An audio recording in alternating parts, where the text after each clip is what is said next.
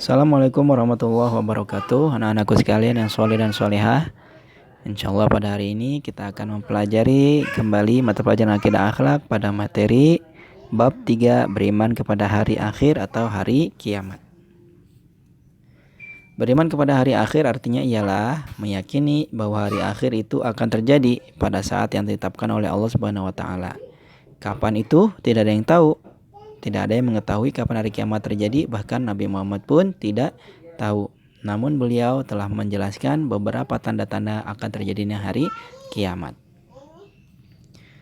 Nah, hari kiamat atau hari akhir, pada hari kiamat semua kehidupan akan hancur dan berakhir. Alam semesta yang begitu indah megah ini, kelak di hari kiamat akan hancur berleburan. Bertabrakan semua planet, begitu pula bumi akan dihantam berbagai macam benda dari langit, gunung akan hancur, lautan airnya akan meluap, terjadi tsunami yang begitu dahsyat, semua manusia menjadi kaget. Keadaan tersebut telah Allah gambarkan dalam surat Al-Qari'ah.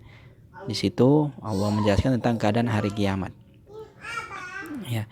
Nah, alam semesta ini ketika sudah tiba saatnya semua akan hancur. Dan saat itulah terjadi kiamat kubro yang disebut dengan kiamat besar, hari kehancuran alam semesta. Nah, selanjutnya hari beriman kepada hari kiamat merupakan salah satu daripada rukun iman yang 6. Ya.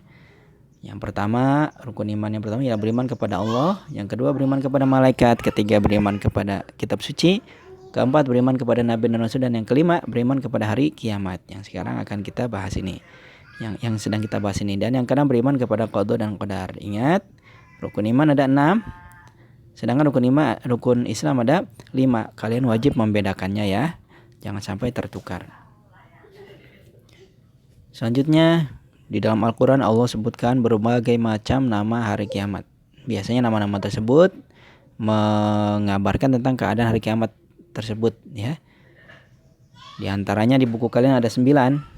Yaumul Qiyamah, hari dimusnahkan alam semesta; Yaumul Ba'ats, hari dibangkitkan dari kubur; Yaumul Hisab, hari perhitungan; Yaumul Jaza, hari pembalasan; Yaumul Hasyr, hari penyesalan; Yaumul Jazalah, hari kegoncangan; Yaumul Taghabun, hari pengungkapan kesalahan; Yaumul Wa'id, hari pelaksanaan ancaman; Yaumul Mahsyar, hari berkumpulnya manusia di padang mahsyar. Ada lagi Al-Waqi'ah, hari berjatuhan; Al-Qari'ah, kekacauan; Al-Haqqah, kepastian; Yaumuddin, hari pembalasan; Yaumun Nadamah, hari penyesalan; Yaumul Jamu, hari penghimpunan, dan masih banyak lagi nama-nama hari kiamat lainnya. Nah, di sini kalian bisa menemukan juga beberapa nama hari kiamat yang lain ya. Ada Yaumul Khuruj, Yaumul Tanad, Yaumul Buka ya, dan lain sebagainya. Nah, Rasulullah SAW telah mengabarkan tentang tanda-tanda akan terjadi hari kiamat. Karena tidak ada seorang pun yang dapat mengetahui kapan kiamat terjadi, namun Rasulullah telah mengabarkan di dalam hadisnya tentang tanda-tanda hari kiamat. Di antaranya bahwa tanda-tanda hari kiamat itu ada 10. Di sini tanda hari kiamat ini disebut dengan tanda kiamat kubro ya, kiamat besar. Di situ disebutkan cuplikan hadis. Bismillahirrahmanirrahim. Innaha lan taquma hatta tarawna qablaha 10 ayat. Sungguhnya hari kiamat tidak akan datang sampai kalian melihat sebelumnya 10 tanda. Asap, Dajjal, Dabbah, terbit matahari dari barat, turun Nabi Isa, Yajuj Majuj, gerhana di timur, gerhana di barat, gerhana di Jazirah Arab, api yang keluar dari Yaman yang menggiring manusia ke padang pengumpulan. Ini riwayat Imam Muslim. Nah, sedangkan di buku kalian itu yaitu riwayat Imam Abu Daud. Ya, kurang lebih hampir sama. Ya. Ada 10 tanda kiamat besar akan terjadi. Nah, ini merupakan rangkaian terjadinya hari kiamat ya. Yang pertama, kita di dunia wajib meyakini hari akhir ya akan terjadi, maka kita mesti mengakhiri kebiasaan buruk kita.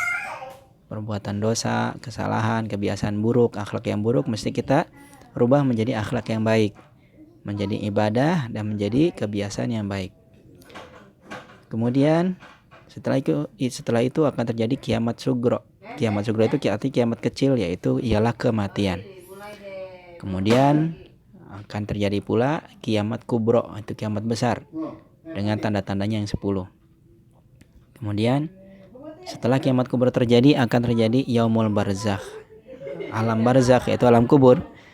Setelah itu yaumul ba'ats dibangkitkan, yaumul hasyr dikumpulkan manusia, kemudian yaumul mizan timbangan amal perbuatan. Setelah itu akan masuk yaumul jaza atau hari pembalasan. Orang yang banyak berbuat dosa dan belum bertobat, dosanya sangat banyak, maka dia akan masuk neraka, atau orang kafir pula. Sedangkan orang yang amal ibadahnya, timbangan amal perbuatannya lebih banyak, amal solehnya, maka dia akan masuk surga. Nah, ini merupakan rangkaian atau terjadinya hari kiamat, ya. Nah, jika kita sudah meyakini ini, maka kita mesti bersikap mulia, mawas diri, membiasakan perbuatan baik dan menjauhi perbuatan buruk. Nah, ini ialah surat Al-Qari'ah. Kalian dapat membacanya. Di situ ada tanda-tanda hari kiamat, tentang keadaan hari kiamat.